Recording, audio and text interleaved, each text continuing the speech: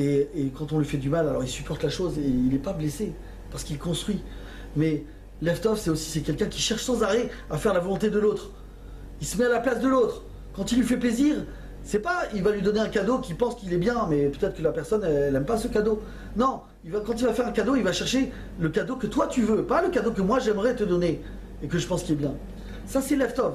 Maintenant, Rivka, on a vu que quand elle a fait la volonté d'Eliezer, elle lui a donné à boire, elle a donné à boire au chameau, mais elle a fait plus que ce que Eliezer l'avait demandé.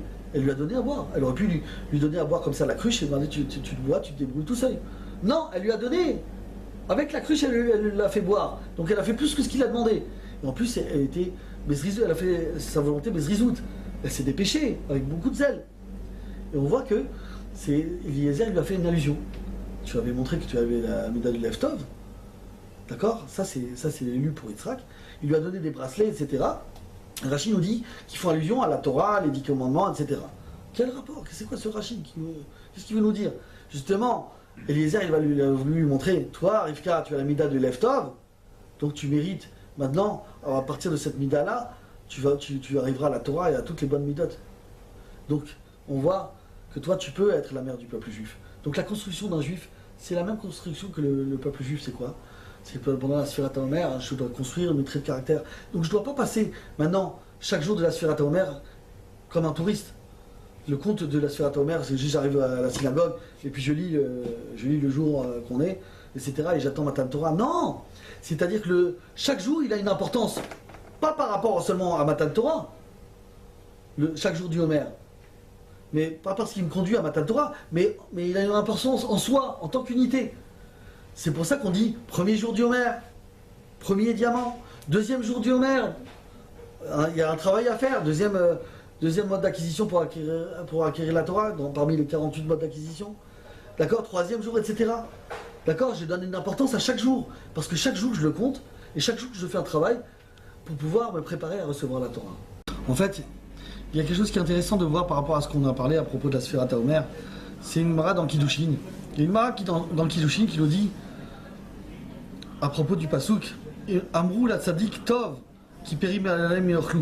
Dites au tzadik qui est bon, dites au tzadik qui est bon que c'est le fruit de ses actions qu'il mangera. Et la Gemara, elle se pose la question par rapport à ce Pasuk. Elle dit, mais qu'est-ce qu'il veut dire ce Pasuk? On parle d'un tzadik tov. Comment c'est possible? Est-ce qu'il y a un tzadik tov et un tzadik chez no tov? Est-ce qu'il y a un tzadik bon et un tzadik qui n'est pas bon? En général, un tzadik, il est bon. D'accord? La Gemara, elle répond, elle dit oui, il y a un tzadik tov et un tzadik chez no tov. C'est quoi tzadik tov? Dit la Gemara. Tov l'Hachem et tov la briote. Il est bon envers Hachem, il est bon envers les créatures. Tzadik lo tov, c'est un tzadik qui est bon envers Hachem, il n'est pas bon envers les créatures. Après, dans la suite de la Gemara nous dit qu'il y a pareil, il y a également un rachara et racha shenora. Un rachat mauvais, un rachat qui est pas mauvais. D'accord? Et il s'appelle aussi rachat. Maintenant, ce qui nous intéresse de comprendre un petit peu, c'est que celui qui lit cette Gemara, il se pose tout de suite une question. Qu'est-ce que ça veut dire un tzaddik bon, un tzaddik qui est pas bon?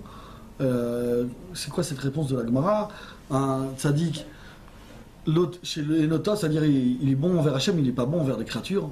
Il vient le Ben Ishraï, dans Ben Yoyada, il pose une question et dit, c'est incompréhensible cette Gemara. Comment on peut l'appeler tzaddik s'il n'est pas bon? Comment est-ce qu'on peut dire qu'un tzaddik, l'otov, c'est un tzaddik qui est bon envers Hachem, mais il n'est pas bon envers les créatures? C'est pas possible de dire une chose pareille.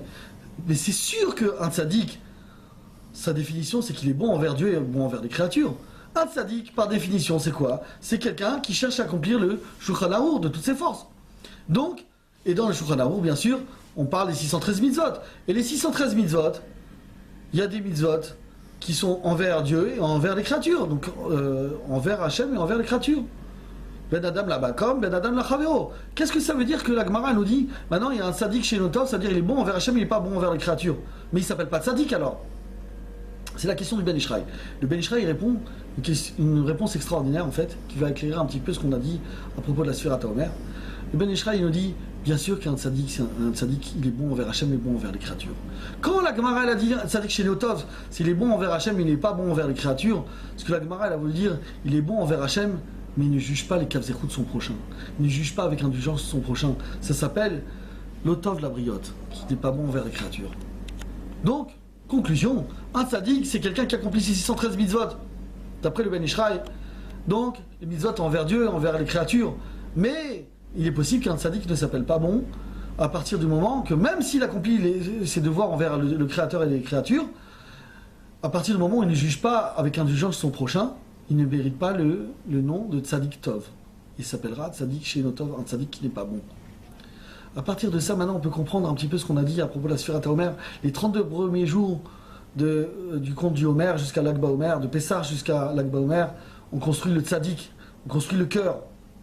Le cœur, c'est-à-dire la prise de conscience de l'importance de la Torah dans notre vie, qu'elle est prépondérante par rapport à tous les autres sujets de notre vie. Ça, c'est construire le cœur, c'est construire le tzaddik. C'est mon obligation envers Dieu et envers les créatures. Maintenant, Akadosh Baruch Hu, il n'a pas seulement voulu nous donner le Olam Haba et Hachem, c'est vrai qu'il veut qu'on construise notre crainte de Dieu. Et le tzaddik, c'est celui qui cherche qui craint Dieu et qui cherche à accomplir toutes ses obligations envers Dieu. Maintenant, c'est vrai que ce monde, c'est un couloir pour arriver au Olam Haba. Et la récompense, elle est dans le Olam Haba. Et que la joie, et la récompense, elle sera dans le Olam Haba et pas dans le Olam Hazé, a priori. Mais à Akadosh Baruch Hu, en fait, il nous dit non, il y a une possibilité de vivre le Gan Eden même dans ce monde-ci. À condition de ressentir la métikoute de la Torah, la douceur de la Torah, la joie, la simcha. Et c'est pour ça qu'il nous reste 17 jours après le Lag BaOmer, construire le Tov, le Tzadik Tov. On a dit le Lev, c'est le Tzadik. Maintenant, on a dit Lev Tov. Après les 30 premiers jours, on construit le Tov. Donc on va construire le Tzadik qui est Tov, le Tzadik bon. C'est quoi? C'est pas seulement comprendre l'importance de la Torah, mais également vivre la Torah avec joie. Ressentir qu'elle fait partir de nous et qu'en fait c'est le véritable bonheur. Et qu'en fait, Hachem, c'est pas seulement qu'il veut nous donner le Gan Eden dans le monde futur, il veut aussi nous faire ressentir le Gan Eden dans ce monde-ci. Mais in Olam Haba, comme on dit le Shabbat, on essaie de ressentir un avant-goût du Olam Haba. On peut ressentir un avant-goût du Olam Haba en servant Hachem, Miprinat Tzadik Tov, avec un Lev Tov. C'est-à-dire qu'on va ressentir la beauté de la Torah et on va plus ressentir que le mitzvot c'est un fardeau. C'est un très haut niveau.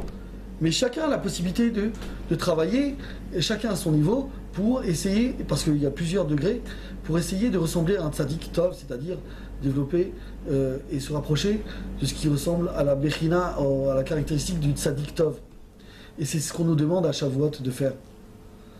Et donc il me semblait que c'était important de ramener cette Gemara, puisqu'elle colle exactement avec notre sujet de la Sfirat HaOmer. Et comme ça, maintenant, avec les paroles du Maharal, on arrive à comprendre combien il est important d'étudier cette Mishnah dans le Perek Shishi, le 6e chapitre des Pirkei Avot, et de chaque trait de caractère et chaque mode d'acquisition, essayer de comprendre comment on en arrive à l'acquérir et faire ce travail-là pendant la Sfirat HaOmer, d'accord, pour nous, et surtout pour recevoir la Torah, pour que la Torah, on puisse la recevoir et on puisse la comprendre, et puis Hachem puisse nous ouvrir les yeux, Bezrat Hachem, et qu'on puisse accéder bientôt, à la venue du Mashiach.